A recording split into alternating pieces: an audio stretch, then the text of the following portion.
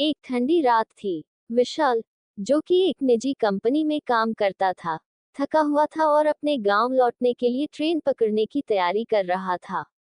Office से जल्दी निकलने के बाद वह स्टेशन पर पहुंचा। स्टेशन पर चारों तरफ भीड़ थी। लोग अपनी अपनी ट्रेन की प्रतीक्षा कर रहे थे।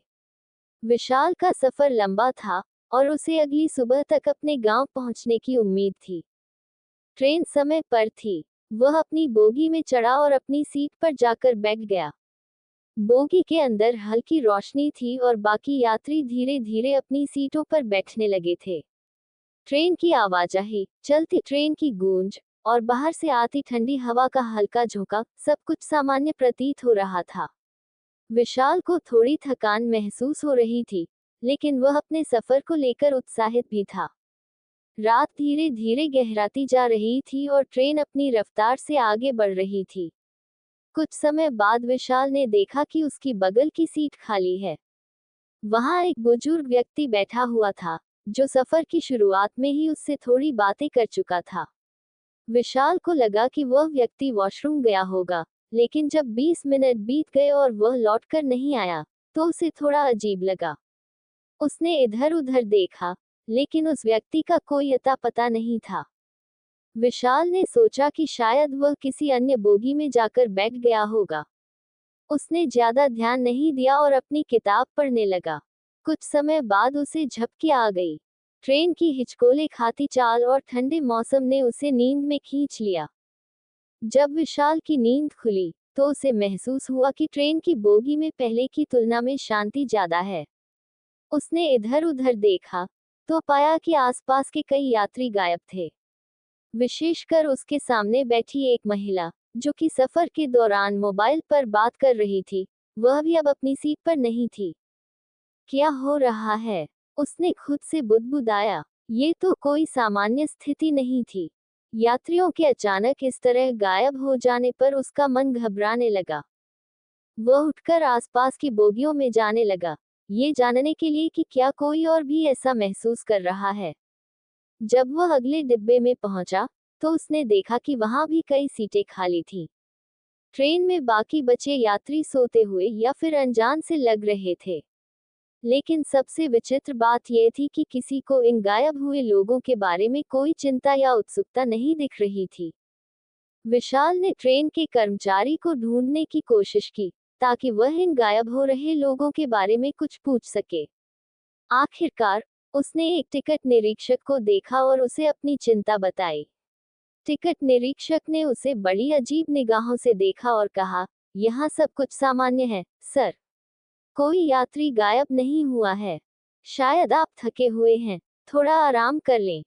विशाल को टिकट निरीक्षक की बात अजीब लगी, क्योंकि उसने अपनी आंखों से देखा था कि लोग गायब हो रहे थे। उसे शक हुआ कि कुछ न कुछ जरूर गड़बड़ है। ट्रेन की बोगियों में चहलकदमी करते हुए उसने पाया कि हर दूसरी बोगी में यही हो रहा था। कुछ यात्री अचानक बिना किसी चेतावनी के गायब हो जाते थे, और फिर कोई भी उनके बारे में पूछताछ नहीं करता था। जब वह ट्रेन के अंतिम डिब्बे की ओर बढ़ा, तो उसे लगा कि जैसे उसे कोई पीछा कर रहा हो। हर कदम के साथ उसकी धड़कनें तेज होती जा रही थीं। एक अजीब सी सिहरन उसके शरीर में दौड़ने लगी। अंतिम डिब्बे के पास पहुंचते ही उसे एक बूढ़े आदमी की आवाज सुनाई दी। क्या तुम भी इसे देख रहे हो? विशाल चौंक गया और मुड़ा। वहां एक बूढ़ा व्यक्ति खड़ा था, जो उसकी ओर देख रहा था। आप किस बारे में बात कर रहे हैं? विशाल ने उससे पूछा। लोग गायब हो रहे हैं, ये तुमने भी देखा है ना? वह बूढ़ा आदमी धीमी आवाज में बोला। विशाल ने सर हिलाया। हाँ, लेकिन कोई इसे मानने को तैयार नहीं है। आप कौन हैं? और ये सब क्या हो रहा है? बूढ़ा आदमी ट्रेन की खिड़की से बाहर की ओर इशारा करते हुए बोला, ये ट्रेन सामान्य नहीं है। ये ट्रेन एक रहस्यमय यात्रा पर है, जहां जो यात्री गायब होते हैं, वे कभी वापस नहीं आते। इस ट्रेन में जो लोग सफर करते हैं, उनमें से कुछ का चयन किया जाता है और फिर उन्हें किसी अज्ञात स्थान पर ले जाया जाता है। विशाल की आंखें चौड़ी हो गईं।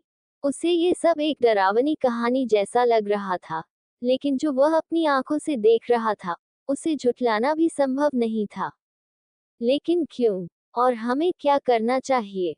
विशाल ने घबराते हुए पूछा। मुझे भी इस बारे में ज्यादा जानकारी नहीं है, लेकिन मैंने सुना है कि यह ट्रेन समय और स्थान के बीच की सीमा को तोड़ती है।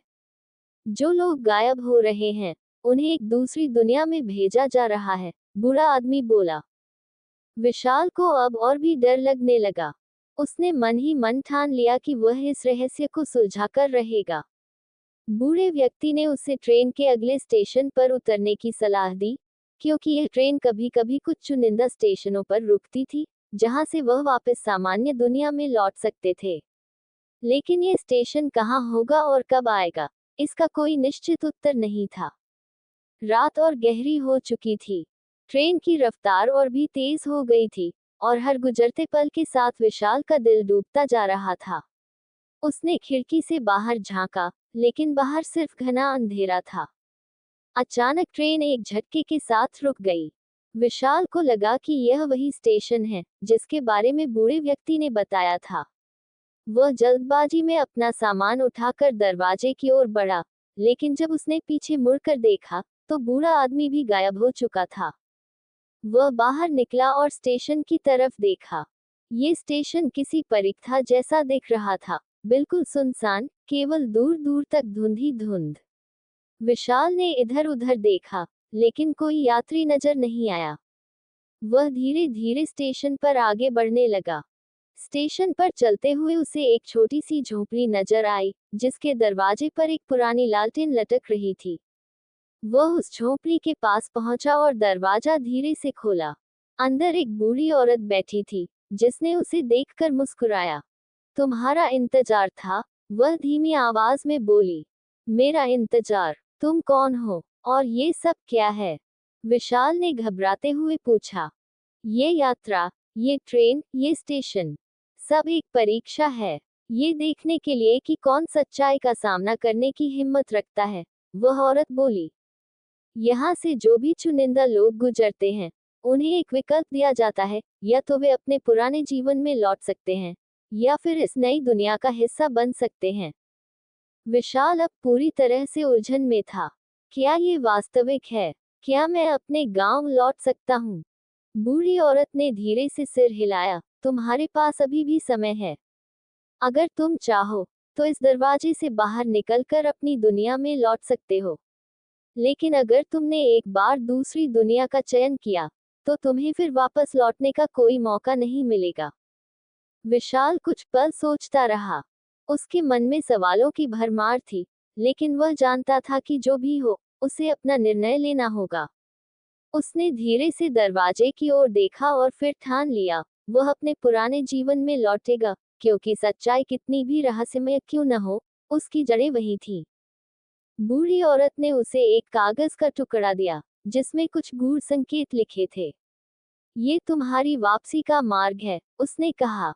विशाल ने कागज लिया और स्टेशन के बाहर अंधेरे में खो गया, ये सोचते हुए कि वह फिर कभी इस रहस्यमय ट्रेन यात्रा का हिस्सा नहीं बनेगा।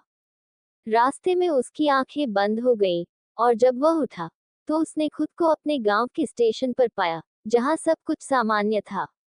लेकिन उसके दिल में ये रहस्य हमेशा बना रहा कि वह ट्रेन कौन सी थी, और आखिर वह कहाँ जा रही थी।